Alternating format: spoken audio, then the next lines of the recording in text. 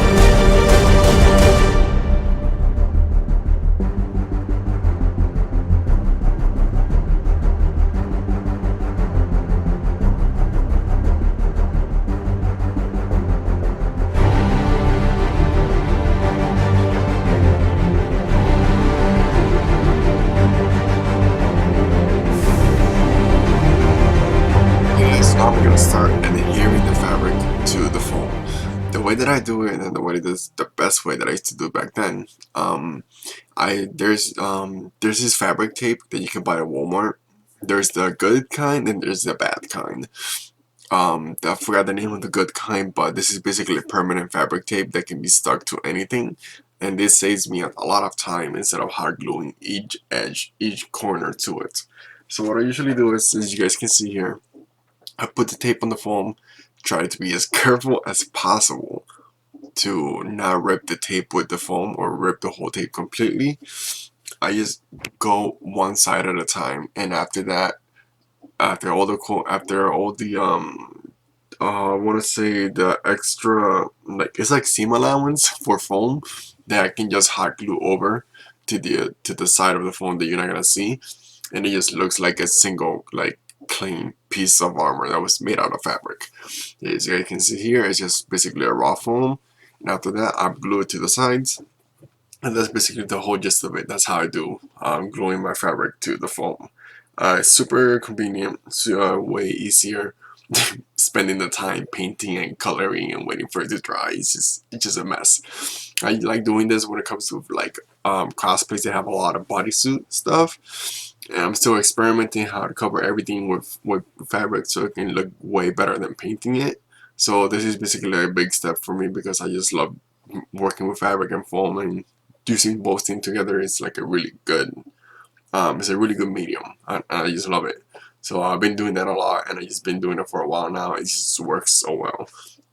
So yeah, I'm gonna be doing this for the rest of the costume. You guys are gonna see me cover everything, and then I'm gonna leave again, and I'm gonna be explaining everything in detail for another part of this video.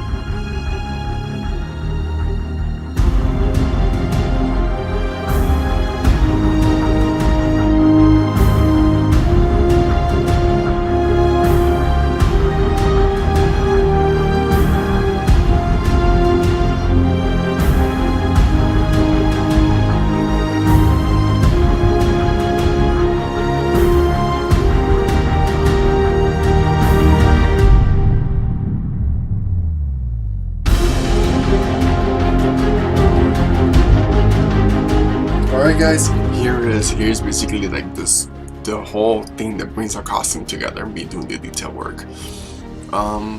As for young Omai,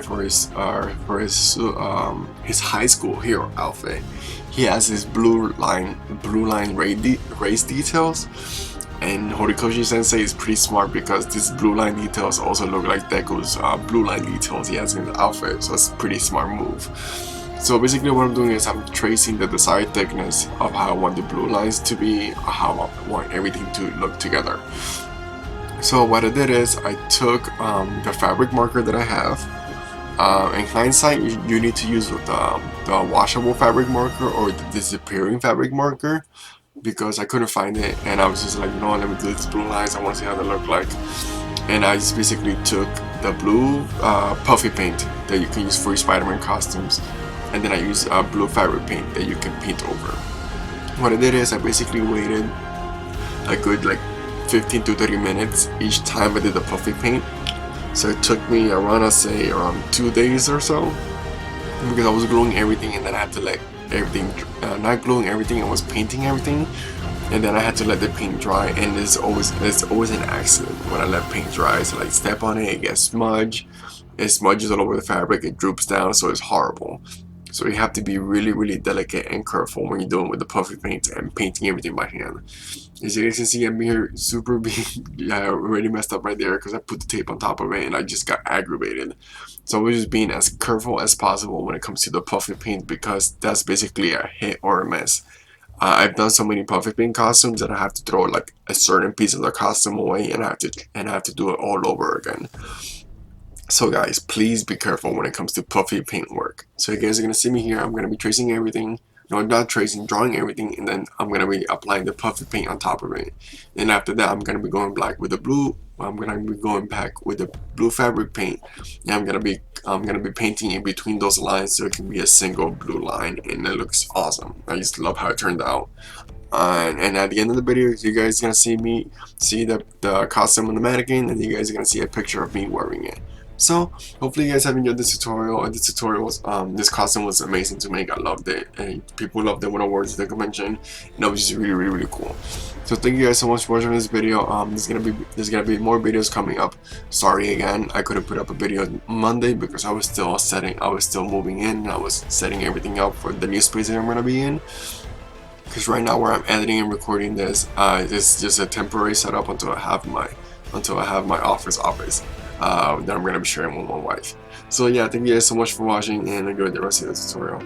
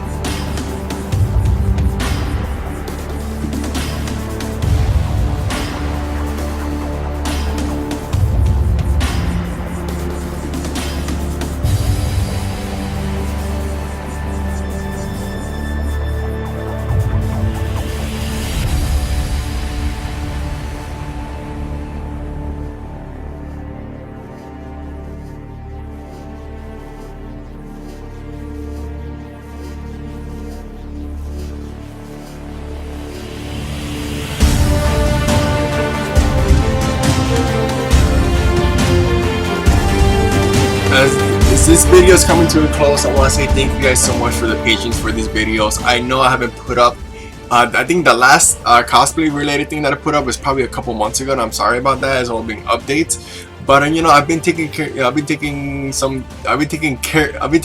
things in my life that has been a positive outcome. And I'm just like, I just want everything to go right, where everything's gonna be going on, and there's gonna be an update about that.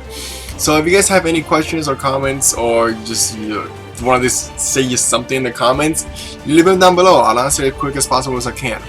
Also, I have an Etsy store now that I'm selling items as well, and I'm also making made-to-order items. So if you guys want anything, also I'm also as well taking commissions through my Etsy store, and you guys can also leave a comment in the YouTube channel, and I'll give you guys my private email, or I'll link you to my Etsy store, so you guys can message me privately if you guys have any questions about commissions. Because right now I am open for commissions for a limited time. So if you guys have any questions, if you guys want this outfit done, if you guys want My Hero Academia outfit done, if you guys want anything, and just any outfit done you guys will want to have, and you guys are interested in having a commission from me, send me a message. I'll be more than happy to answer all the questions you guys have. So this has been K Pops. Thank you guys so much for watching this video. Hopefully you guys enjoyed this All Might tutorial. Most likely it's gonna be the last All Might tutorial that I put up. But yeah, I have fun when dressing up to All Might. You know, All Might's my favorite character from the My Hero Academia show. It just reminds me of an American superhero, which is pretty cool in an anime. So this has been K Pops. Thank you guys so much for watching this video.